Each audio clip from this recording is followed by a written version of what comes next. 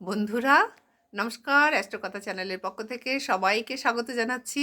আশা করি সবাই ভালো আছেন, সুস্থ আছেন। আমার রাধারানীর কৃপায় আপনাদের শরীর স্বাস্থ্য দেহ মন সবই ভালো আছে, সবার সঙ্গে সুসম্পর্কে আছেন।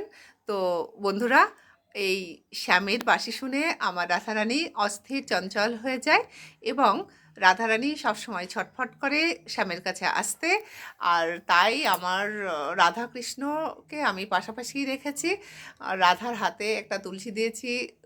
শ্রীকৃষ্ণের তুলসী খুব প্রিয়, তাই রাধা হাতে রাখে, মানে বুকে বা হাতে রাধাকে তুলসী দেওয়া যায়।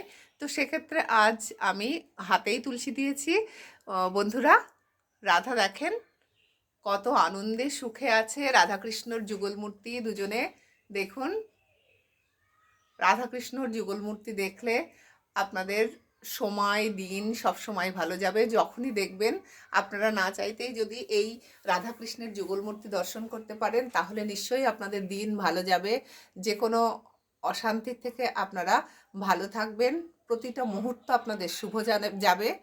অনেকে কথাই বলে না, দিন শুভ যায় না, দিন অযাত্রা হয়। তো এরকম যদি রাধাকৃষ্ণের যুগল মূর্তি দেখে আপনি বাড়ির থেকে বেরোতে পারেন বা যে কোনো শুভ কাজে যাওয়ার আগে দেখতে পারেন, তাহলে আপনার অবশ্যই সে কাজটা সফল হবে এবং দিন আপনার ভালো যাবে। শুধু রাধাকৃষ্ণের যুগল মূর্তি নয়, যে কোনো দেবদেবীর মূর্তি দেখেই আপনি বেরোলে সেটাই শুভ হয়।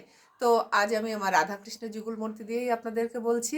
সবাই একবার বলেন, জয় রাধে শ্যামের জয়, জয় রাধে শ্যামের জয়, জয় রাধে শ্যামের জয়। হরে কৃষ্ণ, রাধে রাধে।